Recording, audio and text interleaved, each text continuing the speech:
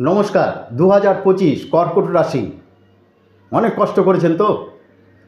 হ্যাঁ, আসছে আপনাদের সাফল্য, কিন্তু সাফল্যটা কিন্তু ধরে রাখতে হবে। যারা চাকরি করছেন,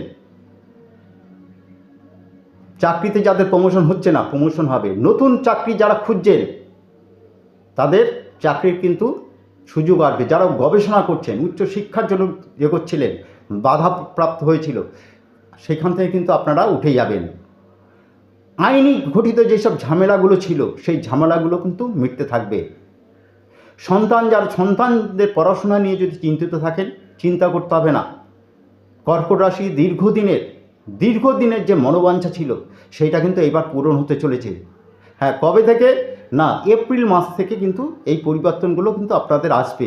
এই 2025 আর 3টে মাস, মানে ডিসেম্বর চলে যায়, জানুয়ারি, ফেব্রুয়ারি, মার্চ, এই 3টে মাস একটু কষ্ট করুন, তারপর আমায় জানান কেমন থাকেন। নমস্কার, সকলেই ভালো থাকুন।